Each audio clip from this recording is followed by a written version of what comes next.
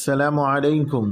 பேரன்பிற்குரிய பெருமானார் ஸல்லல்லாஹு அலைஹி வஸல்லம் அவர்கள் என்ற தொடரில் இன்றைய நாள் ஸல்லல்லாஹு அலைஹி வஸல்லம் அவர்கள் அமர்ந்திருந்த விதம் குறித்து தோழர்கள் சொல்வார்கள். அல்லாஹுவின் தூதர் ஸல்லல்லாஹு அலைஹி வஸல்லம் அவர்களை நான் பள்ளிவாசலில் பார்த்தேன். அப்போது அவர்கள் தமது கைகளை கெண்டைக்கால்களின் மீது வைத்து கொண்டு தொடைகள் வயிற்றுடன் சேர்ந்திருக்க பிட்டத்தின் மீது குத்த வைத்து அமர்ந்திருந்தார்கள்.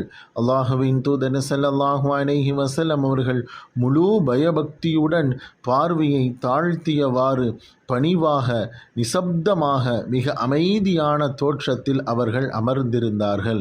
அந்த நேரம் நான் அவர்களை பார்த்தபோது அவர்களின் மீதுள்ள அன்பும் பெரும் மதிப்பும் கண்ணியத்தின் காரணமாக எனக்கு பயமும் திடுக்கமும் ஏற்பட்டது என்று தோழர்கள் சொல்கிறார்கள்.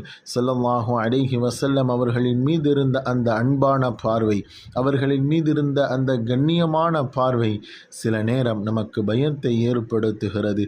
இவர்கள் அல்லாஹுவின் தூதர் ஸல்லல்லாஹு அலைஹி வஸல்லம் அவர்கள் வகி வருகின்ற நேரமாக இருக்கலாம். சப்தமாக அமைதியாக கண்ணியத்தோடு பார்த்தபோது தோழர்களெல்லாம் பயந்து விட்டார்கள் என்று இந்த ஹதீஸ் உணர்த்தி காட்டுகிறது. அன்பர்களே, ஸல்லல்லாஹு அலைஹி வஸல்லம் அவர்கள் பார்க்கும் பொழுது நமக்கு மகிழ்ச்சியை தருவார்கள். அவர்களை பார்ப்பதே நமக்கு மகிழ்ச்சியும் ஆனந்தமும் கிடைக்கும்.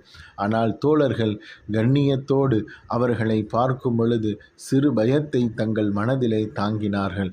காரணம், இவர்கள் அல்லாஹுவின் தூதர் ஸல்லல்லாஹு அலைஹி வஸல்லம் அல்லாஹுவிடமிருந்து வகியை பெற்று மனித உலகத்திற்கு நேர்வெளியை எடுத்துரைக்கின்ற இறை தூதர் என்கின்ற பொழுது அந்த வகியை தாங்குகிற அந்த உடலை பார்க்கும் பொழுது நாமும் பயந்து விடுவோம்.